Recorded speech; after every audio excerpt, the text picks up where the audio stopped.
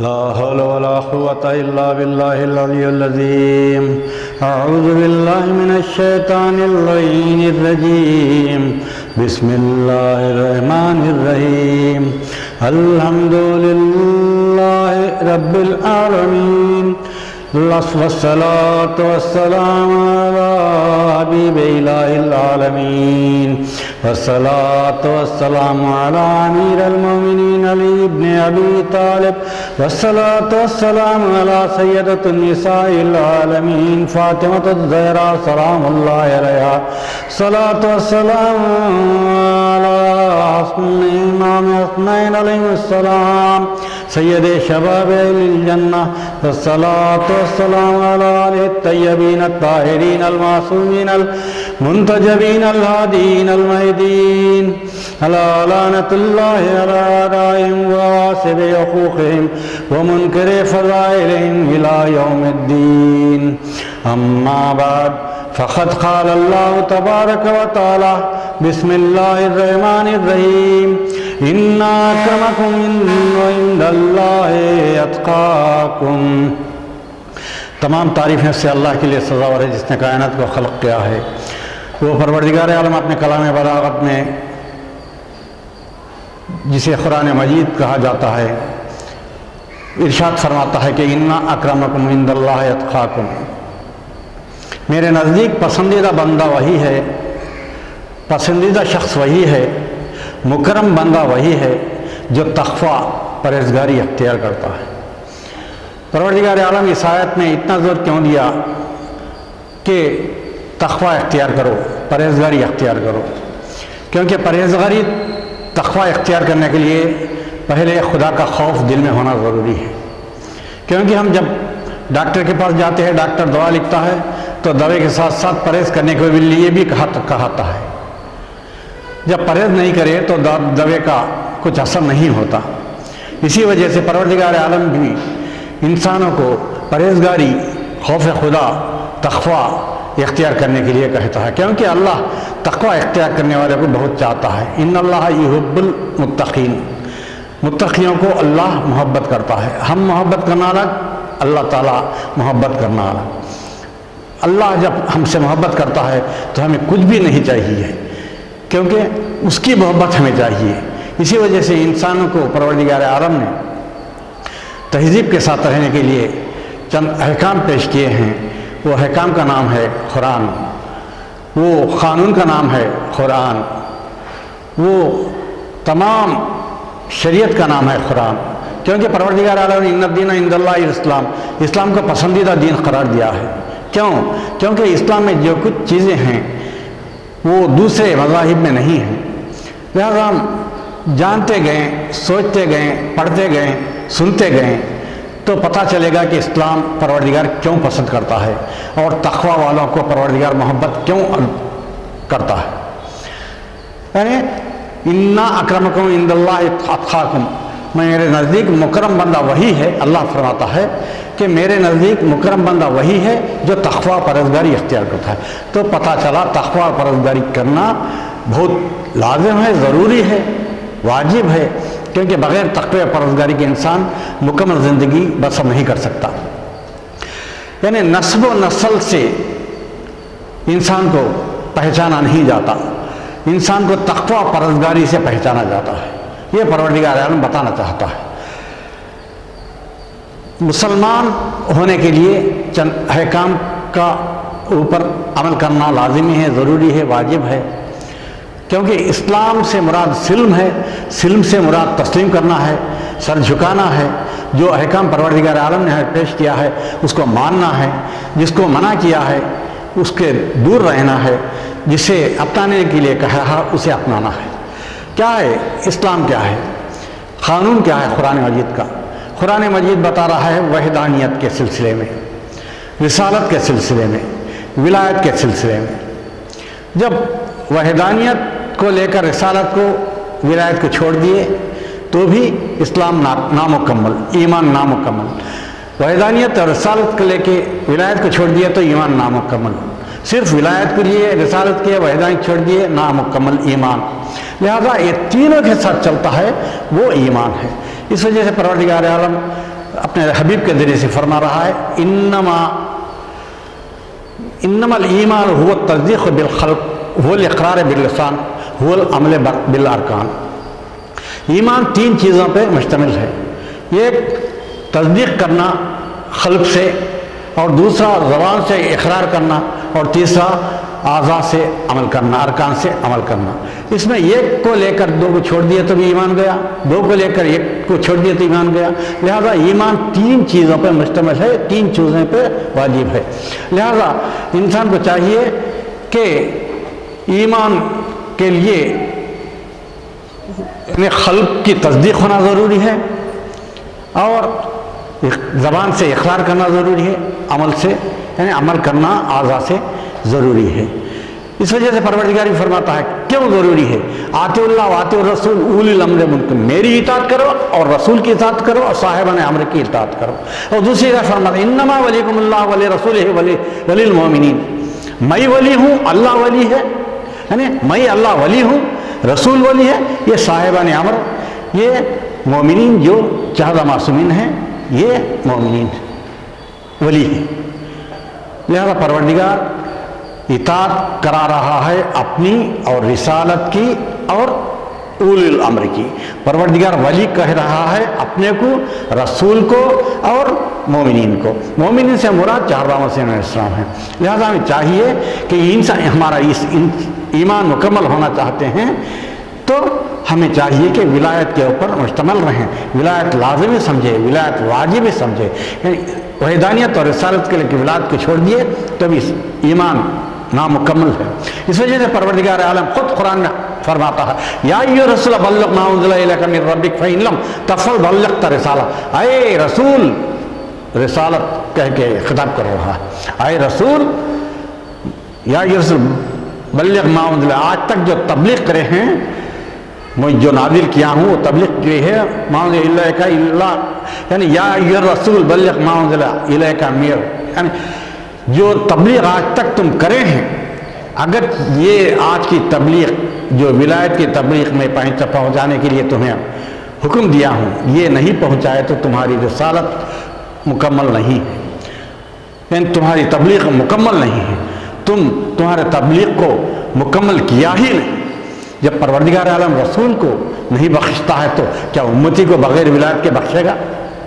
ایسا نہیں ہو سکتا، کیونکہ جب ولایت کے مسئلے میں پروردگار حبیب کو معاف نہیں کر سکتا تو امتی کو کیسے معاف کر سکتا ہے بغیر ولایت کے؟ یہ نہیں ہو سکتا، ممکن ہی نہیں. وہ رسول یعنی ولایت اعلان نہ ہوتا تو رسالت بیکار، امتی ولایت کے بغیر امتی کا ایمان بیکار.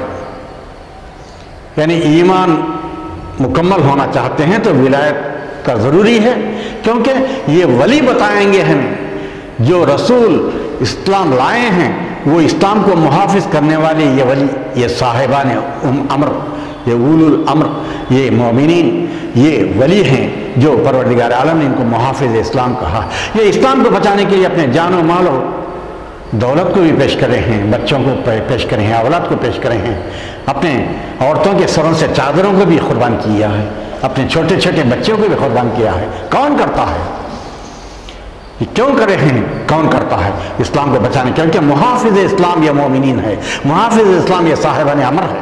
لہذا یہ اسلام کو بچائیں گے. اس وجہ سے پروردگار اتنا اہم کہہ کے رسول کو یہ بتاتا ہے کہ یا ایھا الرسول بلغ ما انزل الیک فإن لم تفعل بلغت رسالۃ، تم رسالت کا کوئی کام سر انجام نہیں دیا. تو پتہ چلا ولایت اہم موضوع ہے پروردگار عالم کا. وہ رسول جو بغیر وحی کے وما ینطق عن الہویٰ ان ہوا الا وحی یوحیٰ، وہ رسول جو اپنے زبان اقدس نہیں کھولتا سوائے وحی کے، وہ پروردگار عالم اس کے ذریعے سے ہمیں احکام کو نصب کر رہا ہے، احکام کو بتا رہا ہے کہ اس طریقے سے تم دین پہ گامزن رہنا ہے تو ان کے بتائے ہوئے راستے پہ چلو، تاکہ دنیا میں عزت، آخرت میں عزت، دنیا میں نجات، آخرت میں نجات. دنیا میں ہم المفلحون فائدہ اٹھانے والے ہیں، آخرت میں فائدہ اٹھانے والے ہیں. دو مقاموں پہ فائدہ اٹھانے کے لیے ہمیں ولایت کی ضروری ہے. جب ولایت ساتھ لیتے ہیں تو رسالت آ جائے گا اپنے آپ، رسالت کے ساتھ ساتھ وحدانیت آ جائے گا. وحدانیت، رسالت، ولایت، تین ایسے چیزیں ہیں پروردگار عالم نے رکھا ہے. اس وجہ سے قل کفی باللہ شہیدا بینی و بینکم عندہ علم الکتاب، اے رسول لوگوں سے کہو تمہارے اور میرے درمیان وہ کافی ہے جس کے پاس پوری کتاب کا علم ہے، جو ولی ہے، جو صاحب امر ہے. تو پوری کائنات ان تینوں کے پر مشتمل ہے. ہمیں جاننا چاہیے کہ ولایت کا موضوع کتنا اہم ہے. ولایت ہمیں کیا کرنا چاہیے. معصوم سے کہا جاتا ہے کہ اگر انسان 1000 حج کیا، 1000 عمرے کیا، 1000 صحیح صفا و مروہ درمیان کیا، 1000 سال جی کے روزے رہا، عبادتیں کرے، تمام کرنے کے باوجود اگر ولایت اس کے دل میں نہیں ہے تو تمام بیکار. لہذا ولایت اہم. تاکہ ولایت کیونکہ ولایت کے سبب سے ہمیں صحیح دین ملتا ہے، صحیح راستہ ملتا ہے، تاکہ راستہ بھٹکنے نہ پائے. اس وجہ سے ہم سورہ فاتحہ میں کیا کہتے ہیں؟ اہدنا الصراط المستقیم صراط الذین انعمت علیہم. پروردگار وہ راستے پہ گامزن رکھ جس راستے پہ تو نے نعمتیں اٹھایا ہے.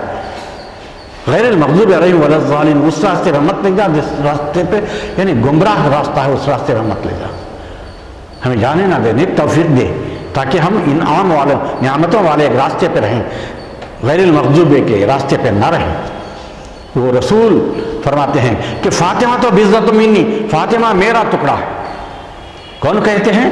رسالت مآب صلی اللہ علیہ وسلم فرماتے ہیں کہ فاطمہ میرا ٹکڑا ہے. فاطمہ ٹکڑا تو رسول کا، جب رسول ہیں تو فاطمہ رسالت کا ٹکڑا، کیونکہ رسول محمد نہیں ہے.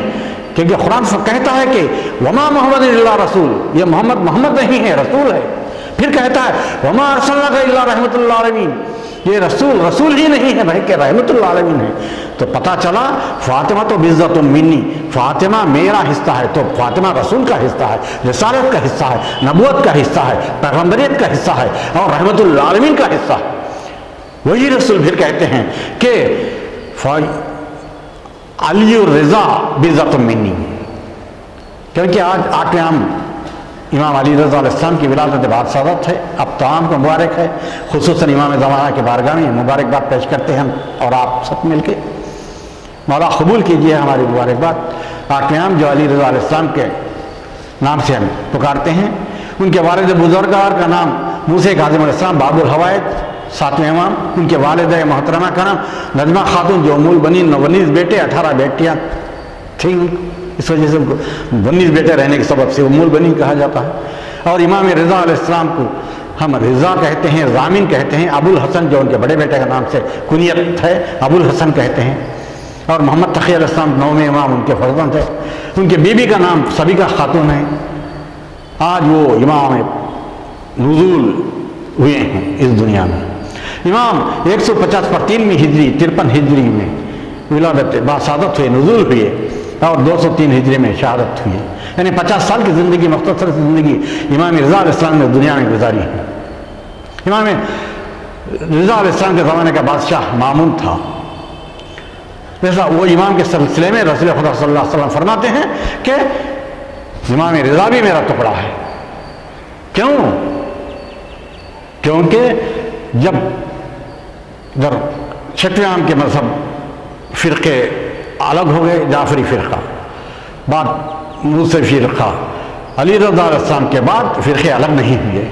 اس وجہ سے رسول خدا فرماتے ہیں جو 8 امام تک مانا وہ 12 امام تک ضرور مانے گا. کیونکہ 8 کے پہلے بہکنے کی کوشش کیے ہیں لوگوں نے، جب 8 تک مان دیا تو 8 کے بعد فرقے نہیں ہیں، 12 تک آ جائیں گے. اس وجہ سے رسول خدا صلی اللہ علیہ وسلم فرماتے ہیں کہ الرضا بضعۃ منی، یہ علی رضا میرا حصہ ہے.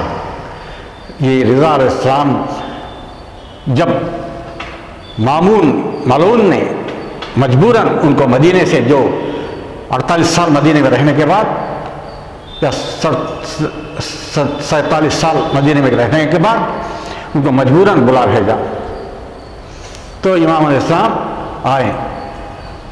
آتے آتے نشاپور میں تھوڑی دیر قیام کیے تو نشاپور کے لوگوں نے اتنا جمع ہو گئے کہ لاکھوں کے تعداد میں جمع ہو گئے.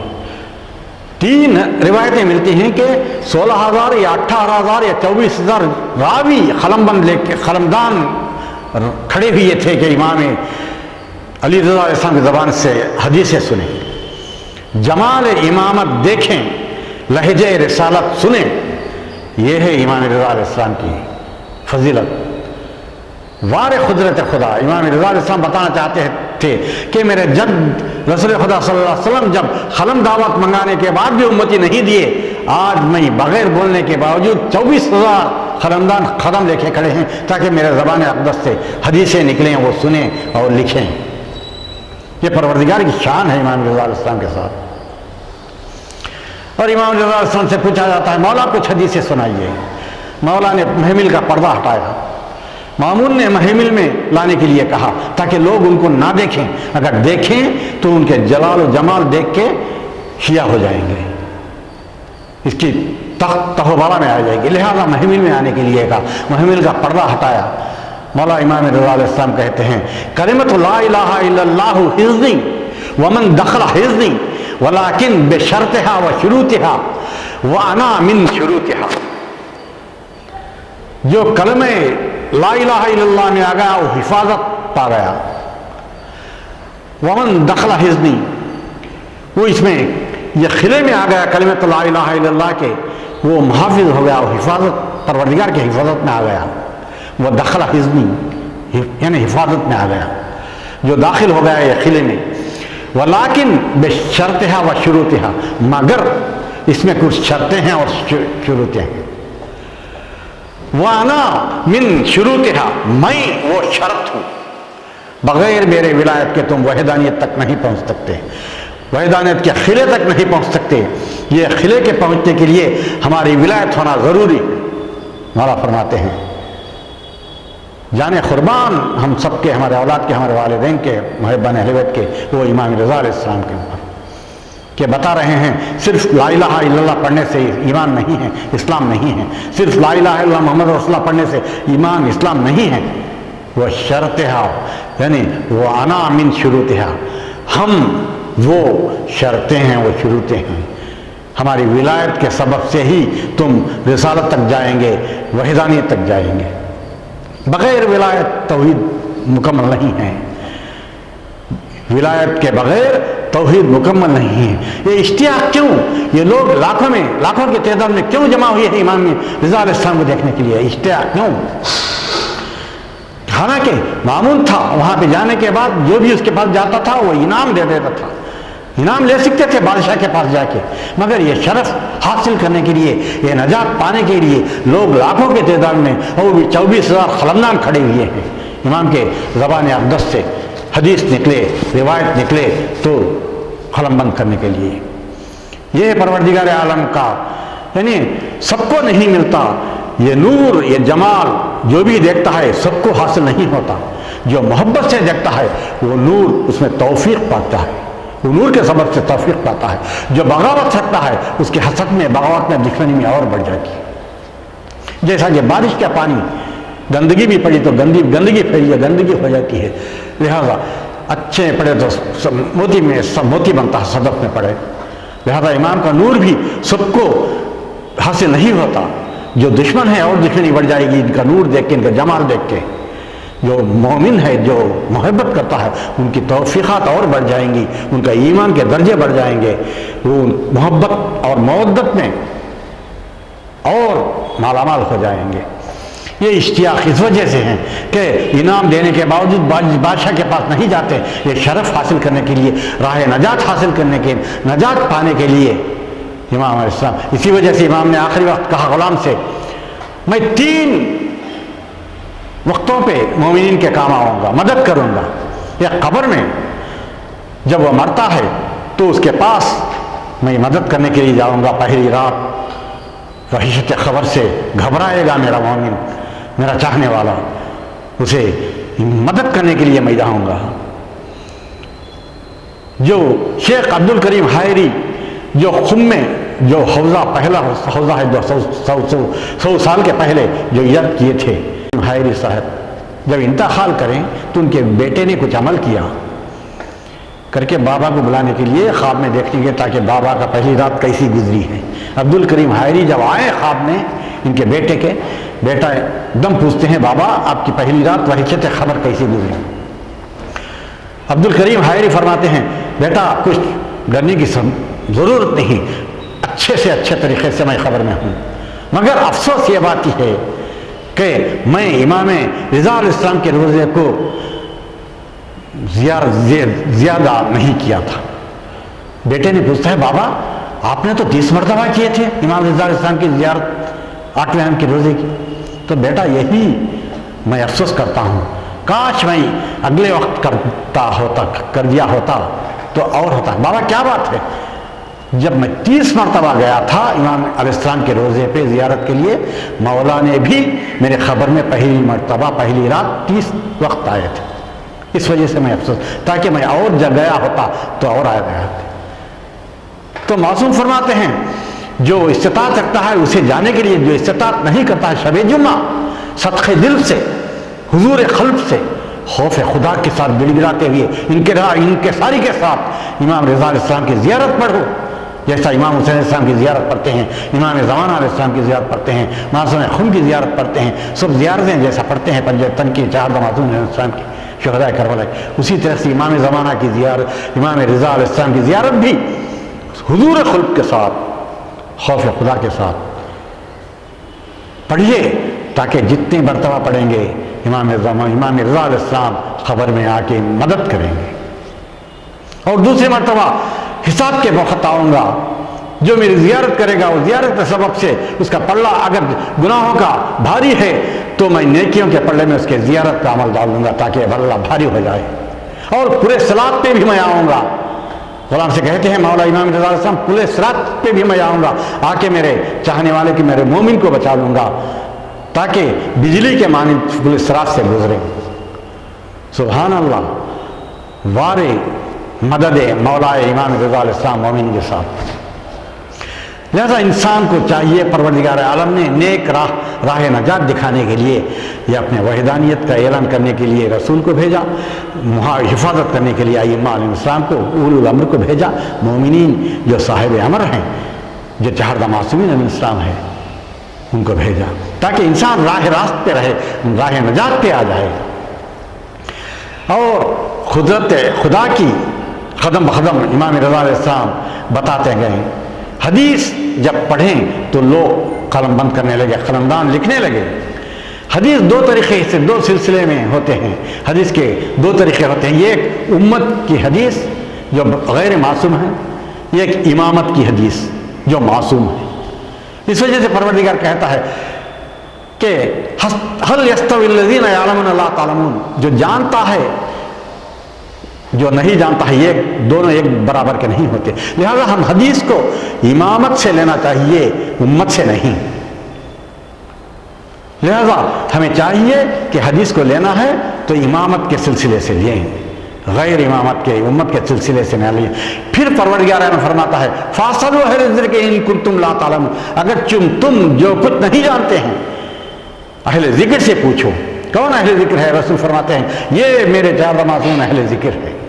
انا نحن ذکر، میں ذکر ہوں، یہ میرے اہل بیت اہل ذکر ہیں۔ تو ہمیں چاہیے کہ راہ نجات پانے کے لیے جو رسول خدا ہمیں بتائے ہیں وہ بتائے ہوئے راستے پہ چلنا ضروری ہے تاکہ ہم راہ نجات پہ گامزن ہو سکیں۔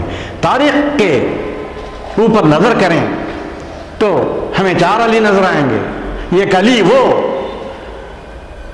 کہ جو نماز 23 سال کے بعد نماز پڑھائیں تو لوگ کہنے لگے یا علی ہم وہ نماز پڑھے ہیں آج جو رسول کے زمانے پڑھے تھے۔ تو پتہ چلا رسول کے بعد جو بھی خلیفہ آئے ہیں نماز کو بگاڑ دیے ہیں، روزے کو بگاڑ دیے ہیں، حج کو بگاڑ دیے ہیں، زکوٰۃ کو بگاڑ دیے ہیں، خمس کو بگاڑ دیے ہیں، یعنی احکام کو بگاڑ دیے ہیں۔ اس وجہ سے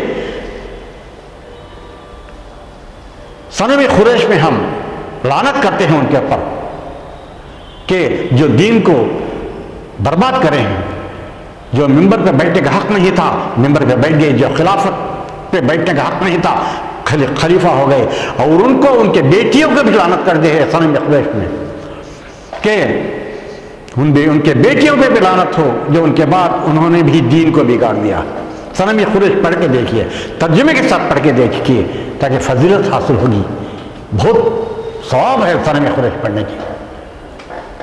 लिहाजा तारीख पे नजर करें तो मौला कायनात नमाज पढ़े तो 23 साल के बाद लोगों ने कहा मौला आज हम वो नमाज पढ़े जो रसूल के ज़माने में नमाज पढ़ी थी।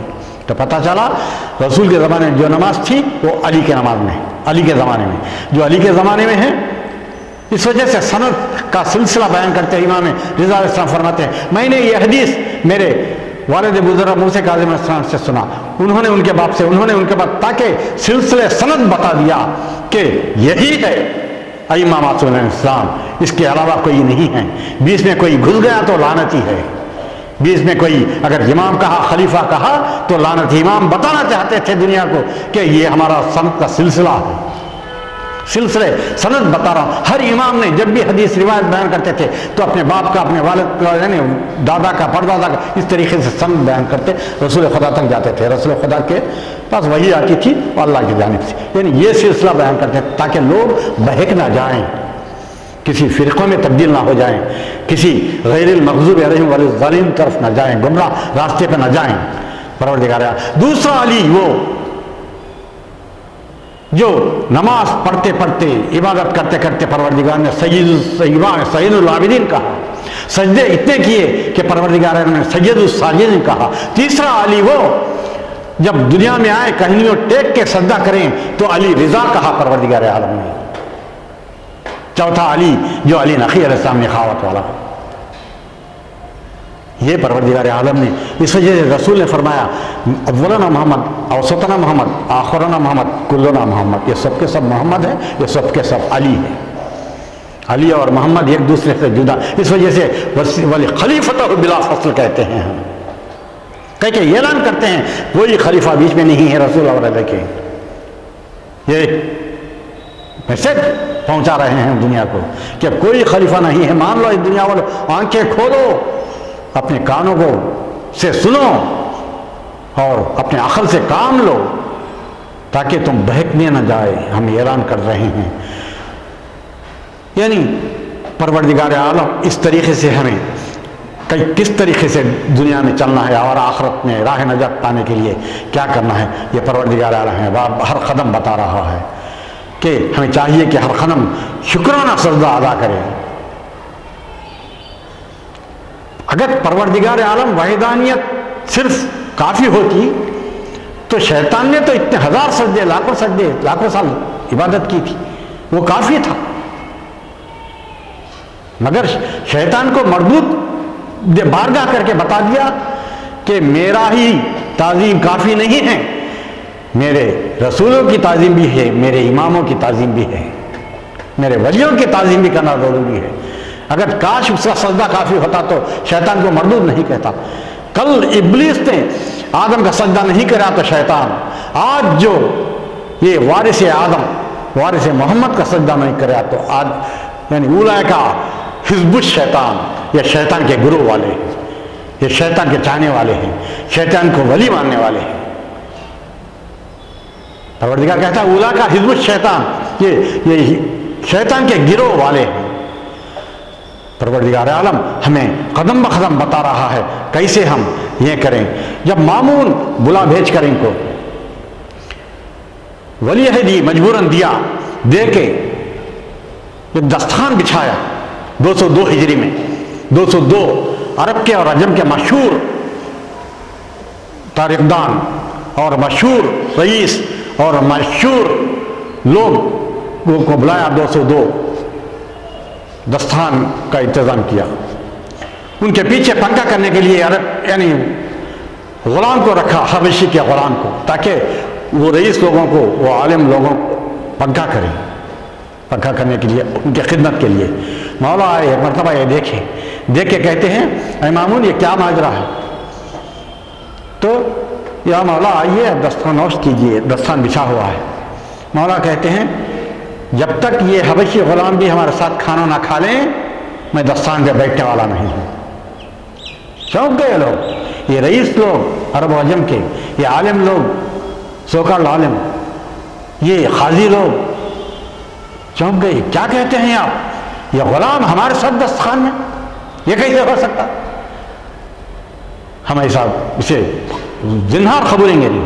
تو مولا نے کہا نہیں، یہی شریعت ہے۔ ان اکرمکم عند اللہ اتقاکم، پروردگار کہتا ہے ہمارا نزدیک پسندیدہ وہی ہے، جو مکرم بندہ وہی ہے جو تقوی پرست اختیار کرتا ہے۔ کالے گورے کا فرق نہیں ہے، سید غیر سید کا فرق نہیں ہے، مرزا محمد عبد الشیخ کا فرق نہیں ہے۔ یہ دنیا میں قد پروردگار آیت ٹائم وقت نہیں ہے، نہیں تو آیت بیان کرتا۔ دنیا میں یہ قبیلے میں پہچاننے کے لیے بنا ہے، آخرت میں کام نہیں آئیں گے۔ ان اکرمکم عند اللہ اتقاکم، تو میرے نزدیک مکرم بندہ وہی ہے جو تقوی پرہیزگاری اختیار کرتا ہے۔ سب کو پھر اور 202 کرسیاں